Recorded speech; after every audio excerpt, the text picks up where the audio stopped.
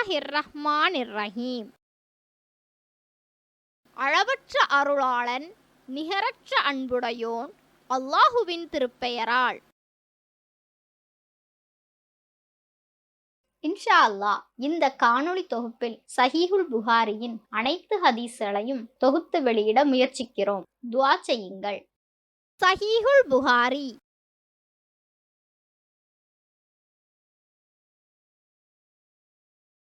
பாகம் 1 அத்தியாயம் 4 உலு செய்வது. பாடம் 65. இந்திரியம் போன்றவை பட்ட இடத்தை கழுவியும் அதன் அடையாளம் மாறாதிருந்தால் என்ன செய்வது? ஹதீஸ் 231.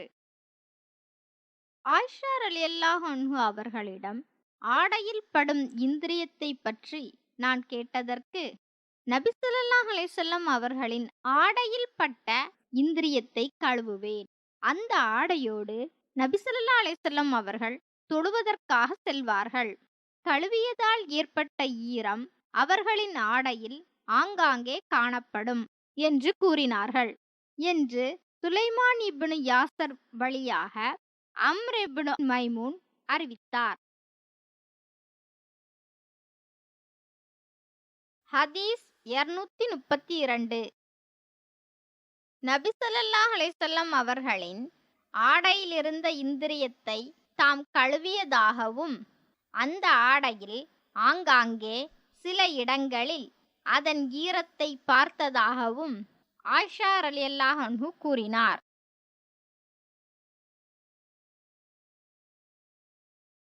பாடம் 66. ஒட்டகம், ஆடு மற்றும் பிற கால்நடைகளின் சிறுநீர் மற்றும் அவை கட்டப்படும் தொழுவங்கள். அபூ மூசா ரலியல்லாஹு அன்ஹு தம் அருகே சாணமும் வெட்டவெளியும் இருக்கும் நிலையில் தாருல் பரீத் என்ற இடத்தில் தொழுதுவிட்டு சாணமிருந்த இடத்தையும் வெட்ட வெளியையும் குறித்து இந்த இடமும் அந்த இடமும் சமமே என்றார்கள்.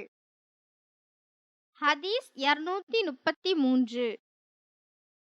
உஹல் அல்லது உரைனா கோத்திரத்திலிருந்து சிலர் மதீனாவிற்கு வந்திருந்தனர். மதீனாவின் சீதோசனம் அவர்களுக்கு ஒத்துக்கொள்ளவில்லை. எனவே ஒட்டகங்களிடத்தில் பாலையும் அதன் சிறுநீரையும் அருந்துமாறு அவர்களுக்கு நபி ஸல்லல்லாஹு அலைஹி வஸல்லம் அவர்கள் கட்டளையிட்டார்கள். உடனே அவர்கள் அதன் மூலம் நோயிலிருந்து நிவாரணம் அடைந்ததும் நபி ஸல்லல்லாஹு அலைஹி வஸல்லம் அவர்களின் கால்நடை மேய்ப்பாளரை கொலை செய்துவிட்டு கால்நடைகளை தங்களோடு ஓட்டிச் சென்றனர். இச்செய்தி மறுநாள் காலை நபி ஸல்லல்லாஹு அலைஹி வஸல்லம் அவர்களுக்கு கிடைத்ததும் அவர்களை பின்தொடர்ந்து பிடித்து வர சிலரை அனுப்பினார்கள். அன்று நண்பகலில் அவர்கள் பிடித்து கொண்டு வரப்பட்டார்கள். உடனே நபி ஸல்லல்லாஹு அலைஹி வஸல்லம் அவர்களின் கட்டளைப்படி அவர்களின் கைகளும் கால்களும் வெட்டப்பட்டு அவர்களின் கண்கள் தோண்டி எடுக்கப்பட்டன. ஹர்ரா என்ற கரும்பாறை நிறைந்த இடத்தில் அவர்கள் எறியப்பட்டார்கள். அவர்கள் தண்ணீர் கேட்டும் அவர்களுக்கு தண்ணீர் கொடுக்கப்படவில்லை என அனஸ் ரலியல்லாஹு அன்ஹு கூறினார். இவர்கள் திருடினார்கள், கொலை செய்தார்கள், நம்பிக்கை கொண்ட பின்னர் நிராகரித்தார்கள், அல்லாஹுக்கும் அவனுடைய தூதருக்கும் எதிராக போருக்கு தயாராகிவிட்டார்கள் என்று அபூ கிலாபா அறிவித்தார். ஹதீஸ் 234. பள்ளிவாசல் கட்டப்படுவதற்கு முன்னர் நபி ஸல்லல்லாஹு அலைஹி வஸல்லம் அவர்கள் ஆட்டுத் தொழுவத்தில் தொழுதார்கள் என அனஸ் ரலியல்லாஹு அன்ஹு அறிவித்தார். பாடம் 67. தண்ணீரிலும் நெய்யிலும் அசுத்தம் விழுந்தால் என்ன செய்வது? தண்ணீரின் நிறம், மணம், ருசி ஆகியவை மாறாதிருக்கும் வரை அந்த தண்ணீரை பயன்படுத்துவது தவறில்லை என்று சுஹ்ரி கூறினார். இறந்த பறவைகளின் இறக்கைகள் தண்ணீரில் விழுவதால் குற்றமில்லை என்று ஹம்மாத் குறிப்பிட்டார். நான் மூத்த அறிஞர்கள் பலரையும் சந்தித்திருக்கிறேன். இறந்துவிட்ட யானை போன்ற மிருகங்களின் எலும்புகளை தலைவாறுவதற்கும் எண்ணெய் வைத்துக் கொள்வதற்கும் பயன்படுத்துவதை அவர்கள் குற்றமாக கருதவில்லை என்று சுஹ்ரி கூறினார். யானை தந்தத்தை விற்பனை செய்வதில் குற்றமில்லை என்று முஹம்மது இப்னு சீரின் மற்றும் இப்ராஹிம் அன்-நஹயி ரஹ்மத்துல்லாஹ் கூறினார்கள். ஹதீஸ் 235 236. நெய்யில் விழுந்துவிட்ட எலியை பற்றி நபி ஸல்லல்லாஹு அலைஹி வஸல்லம் அவர்களிடம் கேட்கப்பட்டதற்கு, அந்த எலியையும் அதை சுற்றியுள்ள நெய்யையும் எடுத்து எறிந்துவிட்டு, மீதி உங்கள் நெய்யை நீங்கள் சாப்பிடுங்கள் என்று இறைத்தூதர் நபி ஸல்லல்லாஹு அலைஹி வஸல்லம் அவர்கள் கூறினார்கள் என மைமூனா ரலியல்லாஹு அன்ஹு அறிவித்தார். ஹதீஸ் 237. இறைவழியில் ஒரு முஸ்லிமுக்கு ஏற்படும் ஒவ்வொரு காயமும் ஈட்டியால் குத்தப்படும்போது இருந்தது போல் மறுமை நாளில் அப்படியே இருக்கும். அதிலிருந்து இரத்தம் பீரிட்டு ஓடும். ஆனால் அதன் நிறம் இரத்தத்தினுடைய நிறமாக இருந்தாலும் அதன் வாடை கஸ்தூரி வாடையாகவே இருக்கும் என்று இறைத்தூதர் நபி ஸல்லல்லாஹு அலைஹி வஸல்லம் அவர்கள் கூறினார்கள் என அபூ ஹுரைரா ரலியல்லாஹு அன்ஹு அறிவித்தார். பாடம் 68. தேங்கி நிற்கும் தண்ணீரில் சிறுநீர் கழித்தல். ஹதீஸ் 238. நாம் காலத்தால் பிந்தியவர்களாகவும் அந்தஸ்தால் முந்தியவர்களாகவும் இருக்கிறோம் என இறைத்தூதர் நபி ஸல்லல்லாஹு அலைஹி வஸல்லம் அவர்கள் கூறினார்கள் என அபூ ஹுரைரா ரலியல்லாஹு அன்ஹு அறிவித்தார்.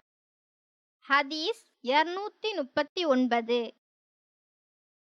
ஓடாமல் தேங்கி நிற்கும் தண்ணீரில் உங்களில் எவரும் சிறுநீர் கழித்துவிட்டு பின்னர் அதில் குளிக்க வேண்டாம் என்று இறைத்தூதர் நபி ஸல்லல்லாஹு அலைஹி வஸல்லம் அவர்கள் கூறினார்கள் என அபூ ஹுரைரா ரலியல்லாஹு அன்ஹு அறிவித்தார்.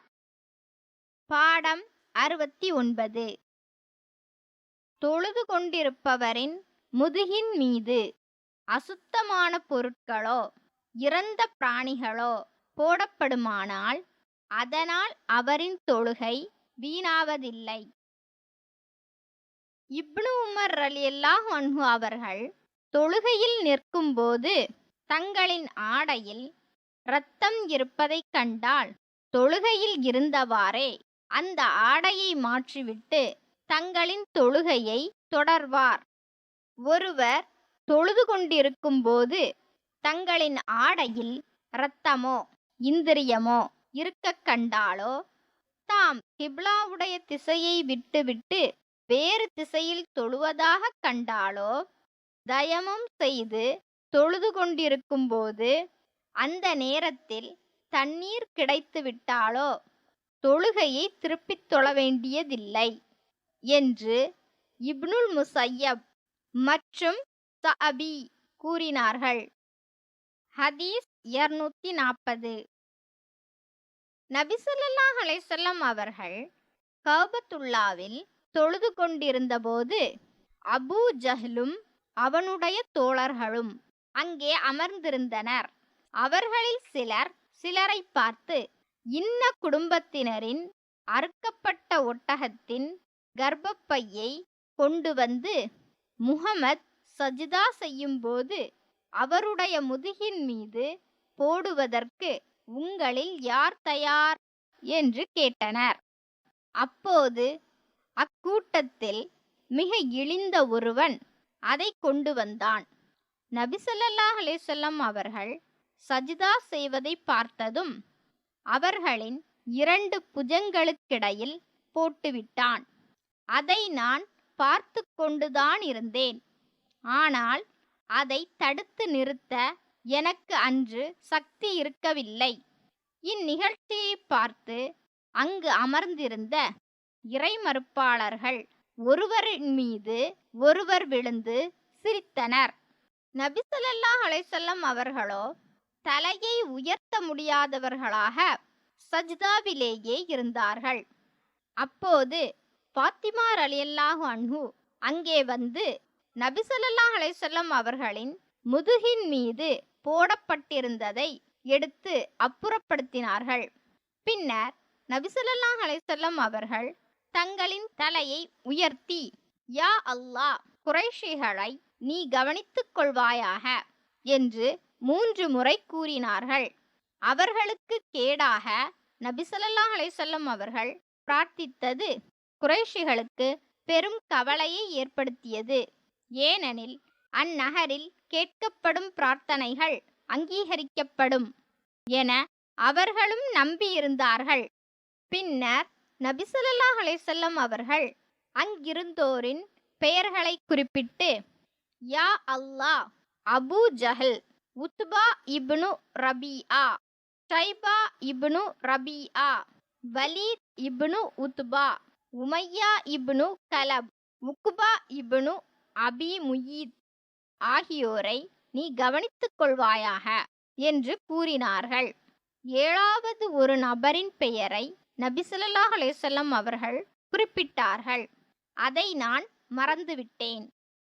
என்னுடைய உயிர் எவன் கையில் இருக்கிறதோ அந்த அல்லாஹுவின் மீது ஆணையாக நபி ஸல்லல்லாஹு அலைஹி வஸல்லம் அவர்கள் குறிப்பிட்ட அனைவரும் பத்ர் போர்க்களத்தில் கலீப் என்ற பால் கிணற்றில் செத்து வீழ்ந்து கிடந்ததை பார்த்தேன் என அப்துல்லா இப்னு மஸ்ஊத் ரலியல்லாஹு அன்ஹு அறிவித்தார்.